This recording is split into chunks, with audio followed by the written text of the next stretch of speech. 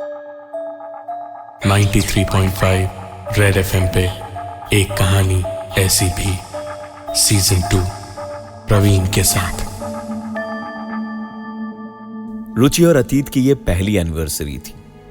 साल भर शादी के बाद कैसे निकल गया पता ही नहीं चला।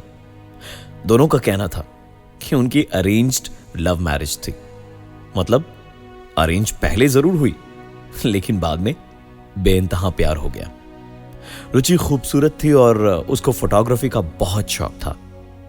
एनिवर्सरी पर एक डीएसएलआर कैमरा खरीद के अतीत ने उसे गिफ्ट देने की सोची। उसके बाद की गोवा ट्रिप तो थी ही।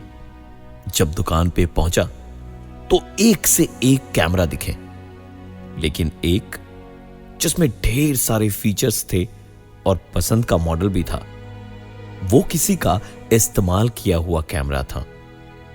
अतीत जानता था कि रुचि इससे ज्यादा खुश किसी और चीज से नहीं होगी। उसने लेंस वगैरह चेक किए और शॉप में ही लगे 2 शीशों की तस्वीरें खींची। पिक्चर क्वालिटी बहुत ही अच्छी थी। अतीत ने पेमेंट कर दिया और कैमरा गिफ्ट रैप करवा के निकल ही रहा था कि तभी अचानक से एक जोरदार आवाज हुई। वो शीशे जिनकी तस्वीरें अतीत ने खींची थी, दोनों टूटकर चकनाचूर हो गए थे। अतीत वहां से निकल के सीधा घर आया। गिफ्ट देख के रुचि की तो खुशी का कोई ठिकाना ही नहीं था। इधर उधर फोटो पे फोटो क्लिक करती जा रही थी। बाहर उनके घर के गार्डन में एक पेड़ था जो दिन में खूबसूरत और रात में बहुत डरावना लगता था। उसके पास पहुंच के उसकी अलग अलग एंगल से ढेर सारी तस्वीरें खींची। एक चिड़िया का घोंसला भी था उसी पेड़ पे। उसकी शाख पे अपने चूजों को खाना खिलाते हुए चिड़िया की कई सारी तस्वीरें उसने खींची। एक कुत्ता जो उनका अपना था, उसका भी रुचि ने अलग अलग एंगल से ढेर सारी तस्वीरें ली। रात को एनिवर्सरी पे उनके डिनर का प्लान था, लेकिन एक तेज आंधी ने उनका यह प्लान चौपट कर दिया। पर रुचि काफी खुश थी, क्योंकि जो कैंडल लाइट डिनर वो लोगों के बीच में करने वाले थे, वो अब घर पे आराम से अकेले में कर पाएंगे। पूरी रात लाइट नहीं आई। अंधेरा घना था। बादलों की आवाज बहुत थी और बाहर मूसलाधार बारिश थी। सुबह तक आसमान साफ हो गया था, लेकिन कुछ तो अजीब था इस नई सुबह में, क्योंकि कुत्ते के भौंकने की आवाज नहीं आ रही थी। रोज सिर्फ 1-2 चिड़ियां ही आवाज करती थी, लेकिन आज तो जैसे पूरे शहर की टिटहरियों की डरावनी आवाज, मानो जैसे उसके घर के बाहर से ही आ रही हो। रुचि ने झांक के खिड़की से बाहर का मंजर देखा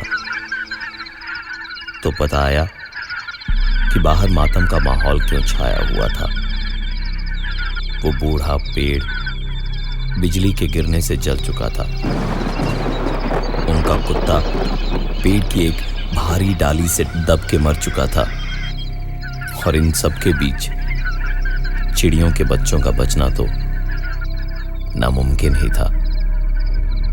ये बस एक छोटी सी शुरुआत थी रुचि और अतीत की जिंदगी में आने वाले तूफान की। अगले दिन अतीत बाहर किसी काम से निकला हुआ था। घर पे रुचि अकेली ही थी। उसे काफी थकान लग रही थी, इसलिए दोपहर को वो सो गई। रुचि की यह गहरी नींद एक आवाज से टूटी।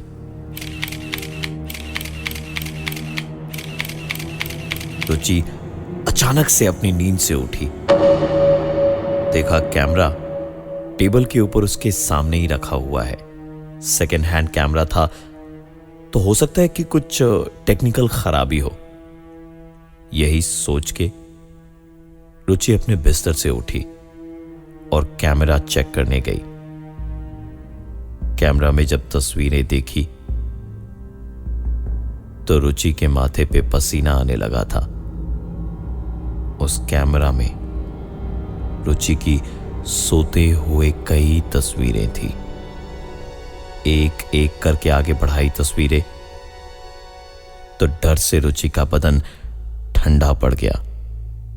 रुचि की तस्वीरें सिर्फ सोते हुए ही नहीं थी, बल्कि उठ के आंखें मलते हुए कैमरा की तरफ आते हुए हर कदम की तस्वीर थी। और उसके बाद कैमरा उठाकर उसे पलट पलट के देखते हुए, और अभी जिस तरह वो खड़ी थी वहां तक के हर पल की तस्वीर उस कैमरे में थी। रुचि के हाथ से कैमरा छूटकर जमीन पर गिर गया। वो कमरे से बाहर की ओर भागी अतीत को फोन करने के लिए, और बाहर भागते ही अतीत से टकरा गई। उसने अतीत को पूरी बात बताई तो अतीत ने हंसते हुए कहा, अच्छा तो हमने अपनी रुचि को एक खूनी कैमरा गिफ्ट किया है, चलो देखते हैं जरा। दोनों साथ में अंदर गए और अतीत ने देखा कि कैमरा टेबल पे वैसा का वैसा बिल्कुल ठीक ठाक बिना किसी खरोंच के रखा हुआ है, और ना ही उसमें ऐसी कोई तस्वीर थी जिनका जिक्र रुचि ने किया था। अतीत ने रुचि को पानी पिला के लेटाया और मुस्कुराता हुआ दोबारा कैमरा उठाकर देखने लगा। उसमें उस पेड़, मरे हुए कुत्ते और चिड़िया की तस्वीर थी। अतीत को पता नहीं क्यों, पर दुकान पे उन शीशों के टूटने की बात याद आई। वो चुपचाप कैमरा अपने हाथ में लिए कमरे से बाहर आया। बाहर आके किचन के पास अतीत जैसे कुछ ढूंढ रहा था, और जैसे ही उसे दीवार पर एक कॉकरोच दिखाई दिया, उसने कैमरा ऑन किया, कॉकरोच के थोड़े नजदीक तक गया और उसकी एक तस्वीर खींच ली। तस्वीर खींचने के बाद अपने कैमरा में उस तस्वीर को वो देख ही रहा था कि तभी कुछ रेंगता हुआ उस कॉकरोच पे झपटा। एक छिपकली ने झपट के उस कॉकरोच को अपने जबड़े में दबा लिया था और रेंगती हुई तेजी से दीवार पे चढ़ गई और कोने में जाकर धीरे धीरे उसे निकलने लगी। अगले ही दिन उनकी गोवा की ट्रेन थी। डिनर करके फ्रेश दिमाग से सोने गए। सोने से पहले भी कैमरे के ही ख्याल अतीत के दिमाग में घूम रहे थे। उस रात सपने में अतीत ने देखा एक हंसता खेलता कपल समंदर किनारे मस्ती करते हुए घूम रहा था। उनके हाथ में वही कैमरा था जो अतीत ने रुचि के लिए लिया था। हर एक चीज की तस्वीर खींचते जा रहे थे वो, और लोगों को रोक रोक के अपनी तस्वीरें खिंचवा रहे थे। लड़की ने अचानक समंदर किनारे एक हॉट एयर बलून देखा तो उसमें सवारी करने की जिद कर बैठी। शायद ये कपल हनीमून पे आए थे, इसलिए मना करना तो बनता ही नहीं था। लड़के ने तुरंत हामी भर दी और दोनों उस गैस बलून में चढ़ गए। बलून में धीरे धीरे गैस भरी और बलून उड़ा। अब हवा में उड़ते हुए ऊंचाई पर सिर्फ चलती हुई तेज हवा और नीचे बहते समंदर के लहरों की आवाज थी, और साथ में रह रह के गैस के भभकने की आवाज थी। अतीत जिन्हें अपने सपने में देख रहा था, वो कपल शायद इसी पल के लिए जिंदा थे। कैमरा से नीचे की तो कभी अपनी कई सारी तस्वीरें खींच रहे थे कि अचानक से ही एक दो तेज आवाजें हुई, और वो हुआ जिससे ज्यादा बदकिस्मत शायद ही कुछ और होता। उस उड़ते हुए गुब्बारे में बहुत तेज आग लग गई और धीमे धीमे हवा के साथ उड़ता हुआ वो गुब्बारा अचानक तेजी से नीचे गिरने लगा। आग दोनों के बदन में लग चुकी थी। दोनों की चीखें उस सपने में हुई जैसे कान के पर्दे फाड़ दे रही थी अतीत के। अतीत नींद में हाथ पैर ऐसे चला रहा था जैसे उन्हें बचा ही लेता, लेकिन सपने में कुछ नहीं हो सकता था। गुब्बारा वहीं बीच पर गिरा और पूरी तरह दोनों की लाशें भी जल चुकी थी। उनकी कलाइयों के गुदवाए एक दूसरे के नाम लेकिन साफ दिखाई दे रहे थे। लड़की के हाथ पे विवेक और लड़के के हाथ पे सोनिया लिखा था। लाशों से कुछ ही दूर वो कैमरा भी गिरा, जो हाथ से छूट के जब गिरा तो एक आखिरी तस्वीर खींच गई, और वो तस्वीर थी उन दोनों की लाशों की। अतीत और रुचि एक साथ चीख मार के नींद से उठे। अतीत ने कहा कि मैंने बहुत बुरा सपना देखा रुचि। एक कपल हॉट एयर बलून में जल के मर गए और उनके पास हमारा यही कैमरा था। यह सुनकर रुचि ने जो कहा वो मुमकिन ही नहीं था। वो डरी डरी सी अतीत की ओर पलटी और उसने कहा, मैं भी यही सपना देख रही थी। उसके बाद दोनों दोबारा सो नहीं पाए। सुबह दोनों जल्द ही रेलवे स्टेशन के लिए निकल गए।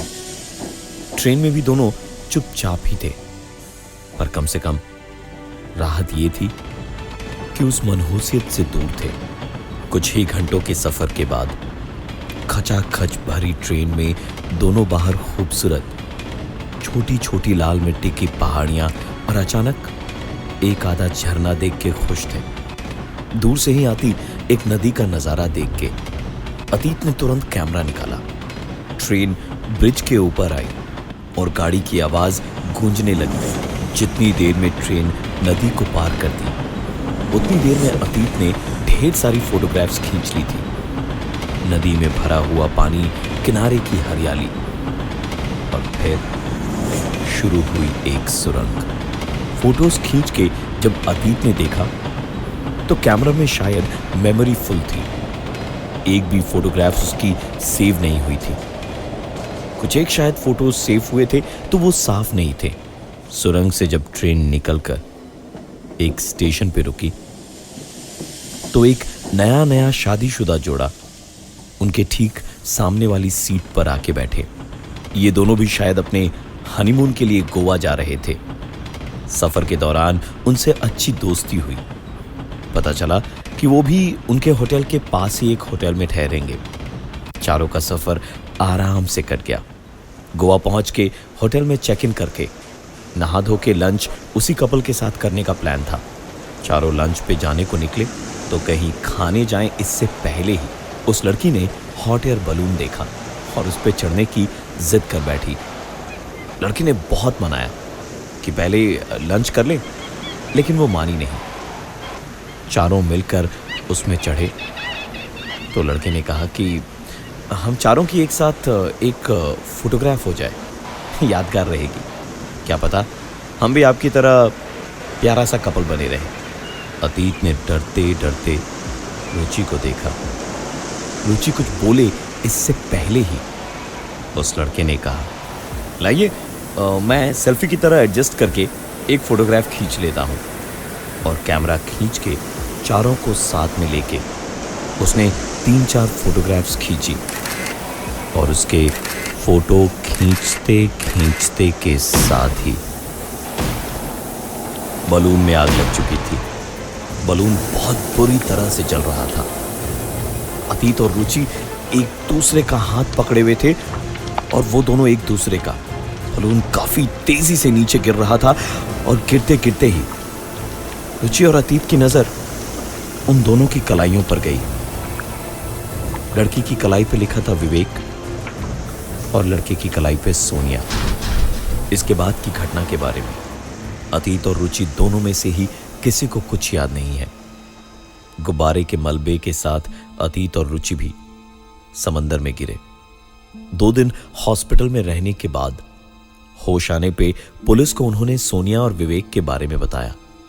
पुलिस छानबीन करने उनके होटल गई और उनका नाम लेते ही पहले तो कोई कुछ कहने को तैयार नहीं हुआ, लेकिन फिर जोर देने पर रिकॉर्ड्स चेक करके रिसेप्शन पे जो जवाब मिला, उसके बाद सवाल कई और खड़े हो गए। विवेक और सोनिया यहां आए तो थे और रुके भी इसी होटल में थे, लेकिन उन्हें मरे हुए 8 महीने हो चुके हैं और वो बुकिंग 8 महीने पहले की थी। उन दोनों की मौत ऐसे ही हॉट एयर बलून में लगी आग से हुई थी। उस घटना को तकरीबन 4 महीने बीत चुके हैं, लेकिन आज भी अतीत और रुचि उनके साथ में घटी घटनाओं के सवालों के कटघरे में खड़े हैं, पर दोनों के पास जवाब नहीं है कोई, और ना ही अब वो कैमरा उनके पास में है। मैं हूं प्रवीण और ये थी आज की एक कहानी ऐसी भी। 93.5 रेड एफएम पे एक कहानी ऐसी भी सीजन 2 प्रवीण के साथ।